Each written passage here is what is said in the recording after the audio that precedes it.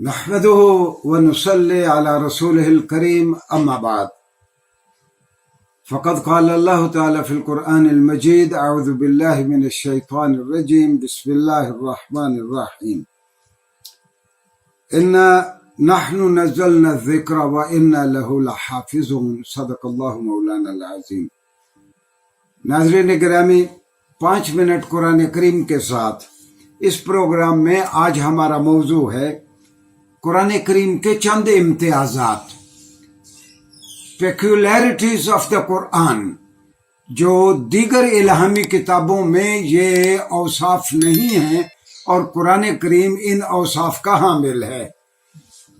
میں آپ کو یاد دلا دوں، میں نے عرض کیا تھا کہ مسند امام احمد ابن حنبل میں ایک روایت ہے، رسول اللہ صلی اللہ علیہ وسلم نے فرمایا کہ اللہ نے 1,24,000 انبیاء بھیجے، ان میں سے 315 کو کتابیں یا صحیفے دیے گئے۔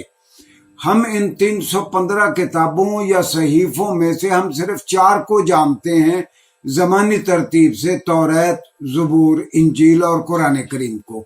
باقیوں کے بارے میں ہم نہیں جانتے۔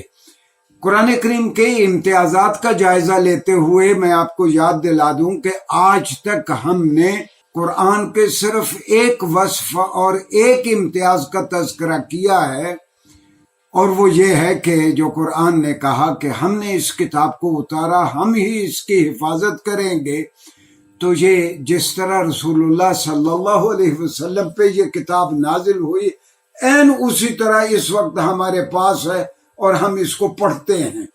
تو ایک یہ وصف ہے جو ہم نے گزشتہ 30 شارٹ لیکچرز میں ڈسکس کیا، اور سچی بات ہے کہ قرآن کے اوصاف کا حق ادا نہیں ہو سکتا۔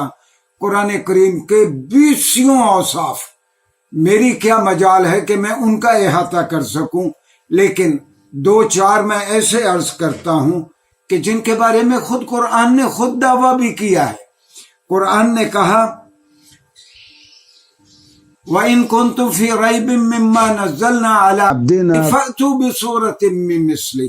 بھئی اگر کسی کو شک ہے کہ یہ اللہ کا کلام نہیں ہے، یہ بندے کا کلام ہے اور اللہ کی جانب سے اتاری ہوئی یہ کتاب نہیں ہے، تو وہ اس جیسی کوئی 3 آیات یعنی ایک چھوٹی سے چھوٹی صورت بنا کے دکھا دے۔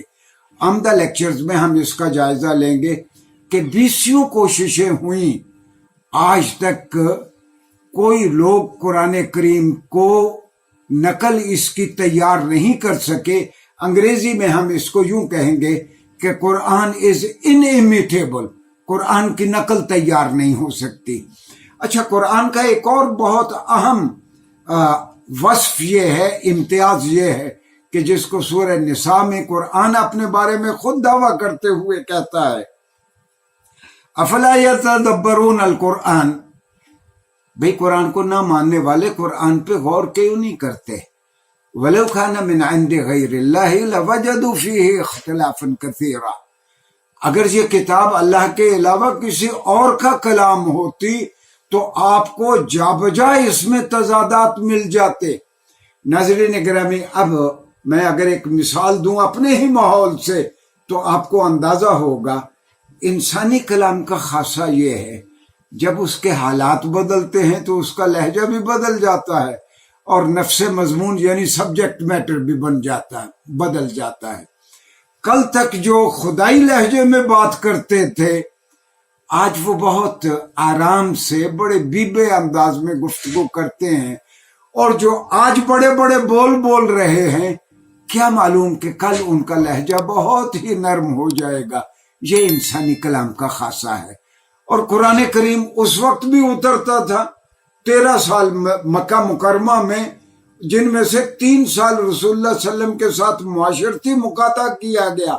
آپ اور آپ کے ساتھی چند مسلمان شیب ابی طالب میں محصور رہے۔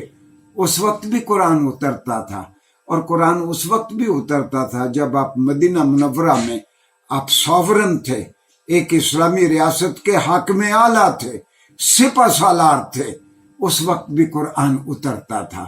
تو دونوں کی مکی اور مدنی آیات کا جائزہ لے لیں، آپ کو اندازہ ہو جائے گا کہ وہاں کہیں اپنے شخصی اعلانات کی جھلک نہیں ہے۔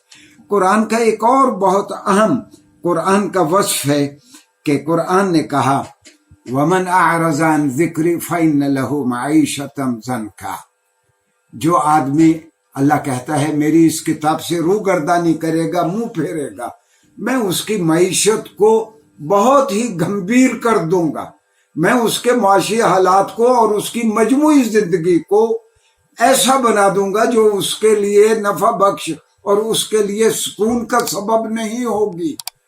بے شک اس کی ٹرن اوور، مفسرین لکھتے ہیں بے شک جتنی بھی ہو، ایک آدمی بزنس کر رہا ہے اور کروڑوں آ رہے ہیں کروڑوں جا رہے ہیں، ٹرن اوور بہت ہے، لیکن قرآن کا کہنا یہ ہے جو قرآنی تعلیمات پہ عمل نہیں کرے گا ہم اس کی زندگی کو دوبھر کر دیں گے، گمبھیر بنا دیں گے۔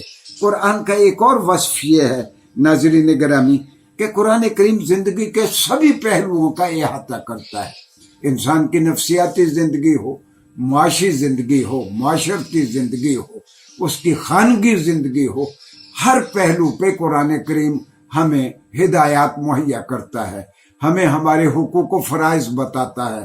آمدہ لیکچرز میں ہم اس کا بھی جائزہ لیں گے، اور خاص طور پر جو چیز میں بہت واضح انداز میں آپ سے کہنا چاہتا ہوں وہ یہ ہے کہ قرآن کے میجر تھیمز کیا ہیں، اصل موضوع کیا ڈسکس کرتا ہے قرآن، اس کا بھی جائزہ لیں گے، اور اس کے ساتھ ساتھ انشاءاللہ آمدہ لیکچرز میں ہم آپ کو بتائیں گے کہ قرآن کریم کی 6236 آیات میں سے کم از کم 1/5 آیات 850 ہزار کے قریب آیات ایسی ہیں جو قرآن کریم جو نیچرل فینومینا سے تعلق رکھتی ہیں، قوانین فطرت سے تعلق رکھتی ہیں۔